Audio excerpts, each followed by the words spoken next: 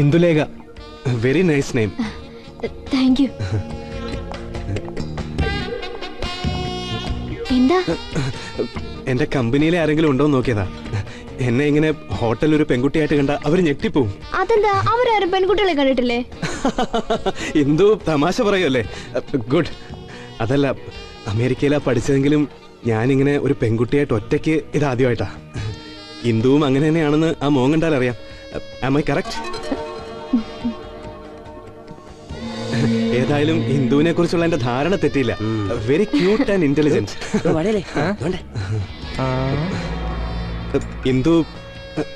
ഇന്ദു കള്ളു കുടിക്കുവോ? I mean alcohol? ഇല്ല. ബിയർ, ഷാമ്പെയിൻ ഒന്നും? ഇത് അമേരിക്കൊന്നും അല്ലല്ലോ. ഓ, ഇന്നത്തെ കാലത്ത് ബിയർ പോലും ടേസ്റ്റ് ചെയ്യാത്ത പെൺകുട്ടികളോ? വണ്ടർഫുൾ. കോളേജിൽ നിന്ന് ടൂറിന് പോകുമ്പം ഇടയ്ക്ക് സ്വല്പം ബിയർ കഴിച്ചിട്ടുണ്ട്. അങ്ങനെ വരട്ടെ. ഇത് പണ്ടാരാണ്ട് പറഞ്ഞ പോലെ ആണുങ്ങൾ കുടിക്കുമ്പോ ബിയർ കള്ളും, പെൺകുട്ടികൾ കുടിക്കുമ്പോ ബിയർ കൊക്കക്കോളയും എന്ന് പറഞ്ഞ പോലെ ആയി. വാട്ട് എ സ്ട്രേഞ്ച് വേൾഡ് അല്ലേ? പ്രണയവിവശയായ അവളെ ചിരിഞ്ഞു കണ്ടോ? അവളെ ഞാൻ ഒരിക്കലും കുറ്റം പറയില്ല. അവനെ കണ്ടോ? നിന്നെ പോലാണോ? എന്തൊരു യോഗ്യൻ. ഇപ്പോൾ ഈ ഹോട്ടലിൽ നിന്ന് ഒരു ചായ കുടിക്കണമെങ്കിൽ പോലും അരഞ്ഞാണം പണം വെക്കേണ്ട അവസ്ഥയിലേക്ക് താൻ എന്നെ സഹായിക്കാൻ വന്നിട്ട് അവനെ സപ്പോർട്ട് ചെയ്യുന്നു. നീ വിഷമിക്കാതെ, ആ ബന്ധം ഞാൻ പൊളിച്ചടക്കിക്കോളാം. സത്യം പറഞ്ഞ വിവാഹത്തെ കുറിച്ച് എനിക്ക് വലിയ സങ്കല്പങ്ങളൊന്നുമില്ല.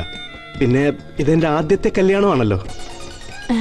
അല്ല, ഞാൻ ഉദ്ദേശിച്ചത് എല്ലാവർക്കും ഒരു ആദ്യത്തെ കല്യാണം ഉണ്ടല്ലോ അല്ലേ? ഐ മീൻ ആദ്യമായി കല്യാണം കഴിക്കുമ്പോ, അല്ല ആദ്യത്തെ കല്യാണത്തിന് മലയാളം സംസാരിക്കുമ്പോ ഗ്രാമർ മിസ്റ്റേക്ക് വന്നു പോകും. കണ്ടോ? ചിരിക്കുന്നു കണ്ടോ? കാമരൂമിനിയെ പോലെ. ഇവൾ യക്ഷിയാടാ, യക്ഷി. നമുക്ക് ആദ്യം വേണ്ടത് ആ ഗന്ധർവനെയാ. അവൻ എന്താ പറയുന്നെന്ന് കേൾക്കാം. ഈ ഹണിമൂണിനെ കുറിച്ച് വല്ലതും എന്ത് പ്ലാൻ ചെയ്തിട്ടുണ്ടോ? എന്തേ നാണം വരുന്നുണ്ടോ? എന്നാൽ ഞാൻ വളരെ ഡീറ്റെയിൽഡ് ആയിട്ട് പ്ലാൻ ചെയ്തിട്ടുണ്ട്. അവൻ ഹണിമൂൺ പ്ലാൻ ചെയ്തുകൊണ്ടിരിക്കുക. പെണ്ണിന്റെ വഞ്ചനയെ പറ്റി ഞാൻ പലയിടത്തും വായിച്ചിട്ടുണ്ട്. പക്ഷെ ഇത്ര ചങ്കൂറ്റമുള്ള വഞ്ചികയെ ഞാൻ ആദ്യമായിട്ട് കാണുക. എഴുന്നേറ്റൊന്ന് കൊടുക്കട്ടോ അവളുടെ ചള്ളക്ക്. ഹലോ, ആ ഗോപു പറയടാ. ഞാൻ ഫോൺ സൈലന്റ് ഇട്ടിരിക്കായിരുന്നു, ഇപ്പോഴാ കണ്ടത്. അത് ഞാൻ മറക്കുവോ? 9 മണി കഴിഞ്ഞല്ലേ? Lee Meridian. ഓക്കെ, ചിലപ്പോ എന്റെ കൂടെ ഒരു സ്പെഷ്യൽ ഗസ്റ്റ് ഉണ്ടാവും. ഓക്കേടാ, ഓക്കെ. ഇന്ദുവിന് പൂജ ഓർമ്മയില്ലേ? തന്നെ കോളേജിൽ വന്ന് കണ്ട പൂജ വാസുദേവൻ. അറിയാം. പൂജ ഒരു സിംഗറാ. ഇന്ന് ലീ മെറിഡിയനിലെ പൂജയുടെ ഒരു പ്രോഗ്രാം ഉണ്ട്, with dinner. If you don't mind നമുക്ക് ഒരുമിച്ച് പോകാം. അയ്യോ, രാത്രിയാവില്ലേ? കല്യാണത്തിന് മുമ്പ് അതൊന്നും വേണ്ട.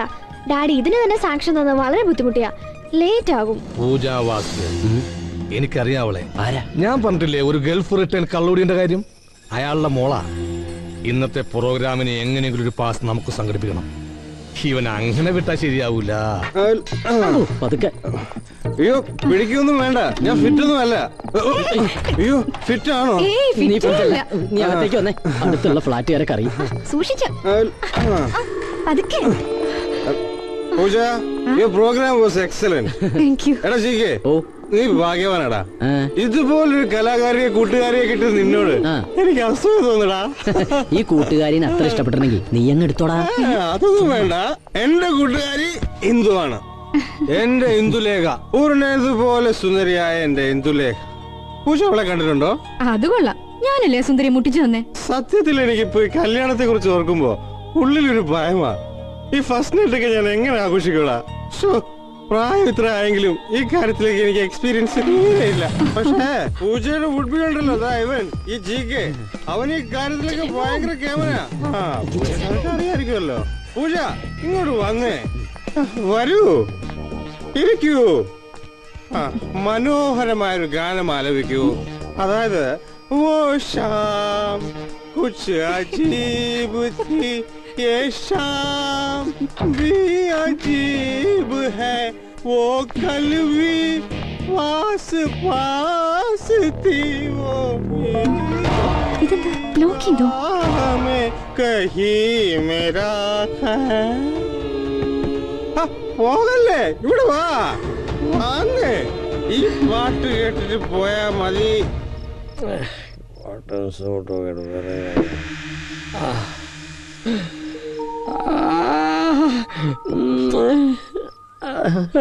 എലി പുന്നല് കണ്ടതുപോലെ ഇരിക്കാതെ എടുത്ത് കഴിക്കേ.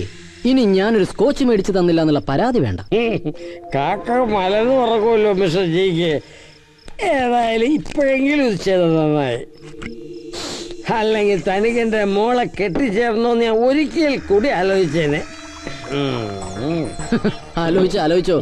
പക്ഷെ ദിവസങ്ങൾക്ക് ശേഷം ഞാനൊരു കോടീശ്വരനായി കഴിഞ്ഞിട്ട് പിന്നെ ആലോചിച്ചിട്ട് കാര്യമില്ല. നീ എന്ത് കോടി ഈശ്വരനാണെങ്കിലും കൊള്ളാം, എൻ്റെ മോളെ നല്ലോണം നോക്കണം. പണം വരും പോവും, പക്ഷെ ജീവിതമാണ് വലുത്. അങ്കിളിന് അവിടെ തെറ്റി. പണം തന്നെയാണ് വലുത്. പണം ഉണ്ടെങ്കിൽ ഏത് സ്വർഗത്തിലും ജീവിക്കാം, ഏത് ദേവസുന്ദരിമാരുടെ കൂടെ വേണമെങ്കിലും ജീവിക്കാം, ദിവസം ബ്ലൂ ലേബിൾ വേണമെങ്കിലും അടിക്കാം.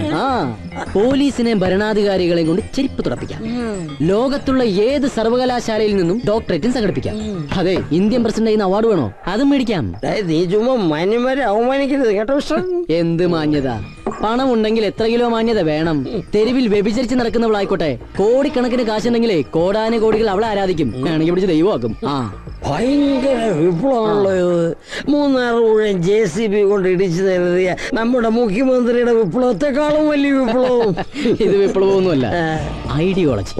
നഷ്ടപ്പെട്ട മാനവും സംസ്കാരവും പദവിയെല്ലാം പണത്തിന് പിന്നാലെ 10 മടങ്ങായി തിരിച്ചു വരുമെന്ന GK സിദ്ധാന്തം.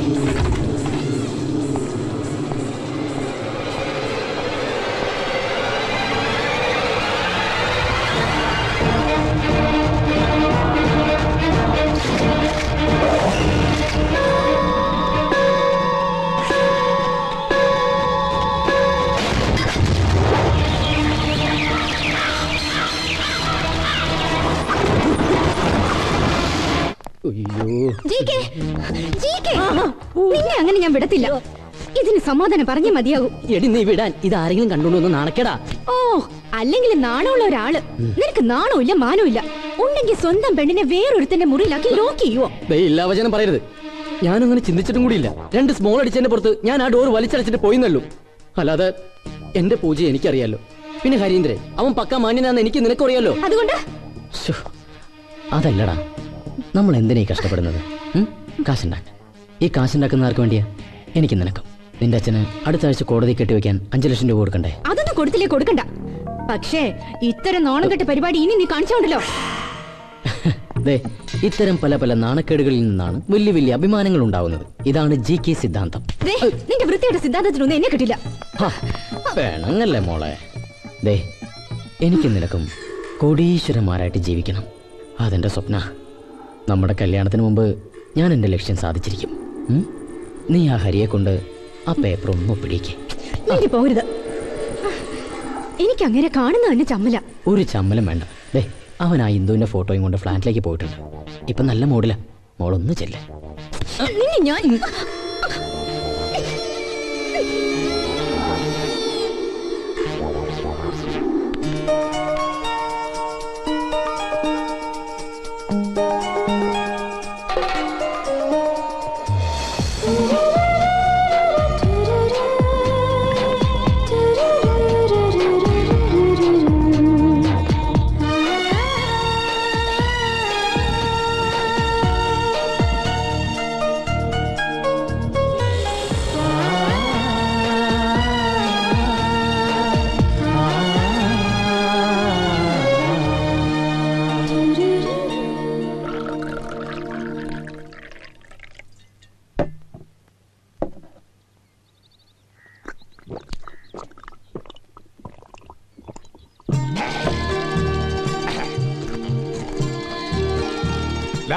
ചിന്താവിഷ്ണ ചെകുവരെ ഇതൊരടി അടിയടാ.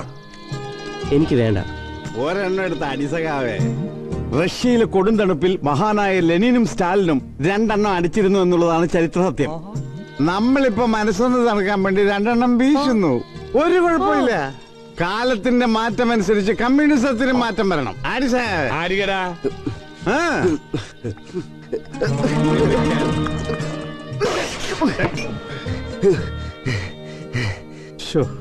വിപ്ലവം കത്തി തുടങ്ങി. ഒരു കാമുകന്റെ ഗതികേടെ. അവളോട് പോകാൻ പറസകാവേ. കേട്ടിടത്തോളം മുതലാളിത്തത്തിന്റെ വക്താവാണ് ആ പെങ്കൊച്ച്. വിപ്ലവ കാമുകന്റെ ഇരിപ്പ് കണ്ടില്ലേ? അണ്ടി കളഞ്ഞ അണ്ണാനെ പോലെ. എന്നെയും ഒരു പെൺകുട്ടി പ്രേമിച്ചിരുന്നു. നിന്നെ?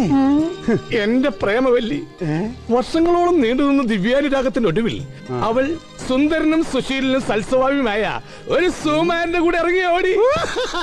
ഇവിടെയോ ഇവനോ ഒരു പരമ കഞ്ഞി, ആ ഹരീന്ദ്രനോ കോടീശ്വരൻ. ഇവനാ താടിയും മുടിയൊക്കെ നീട്ടി വളർത്തിയ ഒരു കാടൻ. അവനാ എന്നെ പോലൊരു സുന്ദരൻ. എന്നിട്ടും എന്നെ അടിച്ചോണ്ട് പോ എന്ന് പറഞ്ഞ് ആ പെൺകുട്ടി ഇവനെ നിത്യവും വിളിച്ചിരുന്നു. അപ്പൊ ഇവൻ കമ്മ്യൂണിസ്റ്റുകാരുടെ ഈഗോ വർക്ക് ചെയ്ത് അവളാമ്പിള്ളേരും കൂടെ പോയി. മഹാനായ വിപ്ലവകാരി. എന്നിട്ട് ഇപ്പൊ മേപ്പോട്ട് നോക്കി മോങ്ങുന്നു. മോങ്ങാനോ? ഞാനോ?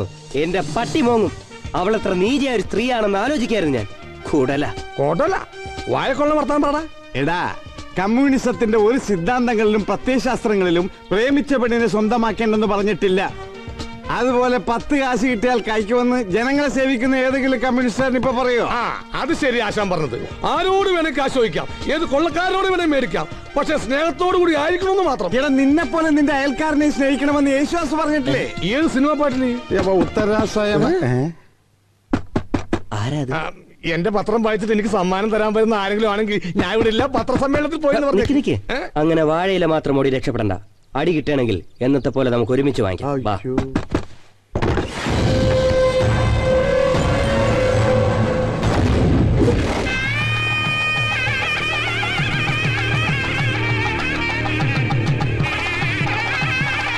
വരില്ല, അവൻ വരില്ല. ഇത്രയൊക്കെ സംഭവിച്ചില്ലേ കഴിഞ്ഞ 2 ദിവസമായിട്ട്? എന്നിട്ട് അവൻ നിന്നെ ഒന്ന് വിളിച്ചോ? അത് ചിലപ്പോ വിളിക്കാൻ പറ്റാഞ്ഞിട്ടായിരിക്കും. ഞാൻ നിന്നെ വിഷമിപ്പിക്കാൻ പറഞ്ഞതല്ല ഇന്ദു, നീ അതങ്ങ് വിട്.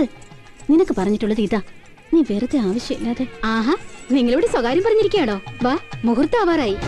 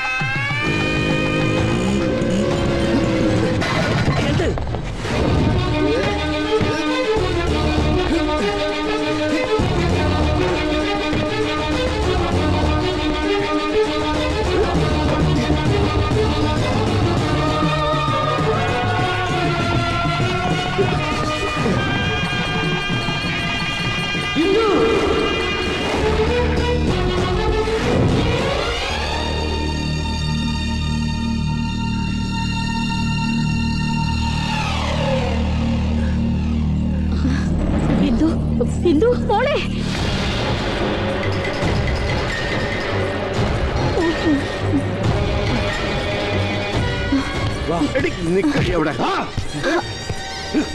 തൊട്ട് പോരുത്. നീ പോകൂടി ഇവന്റെ കൂടെ. പോകും, എനിക്ക് ജീവൻ ഉണ്ടെങ്കിൽ പോകും. മോളെ,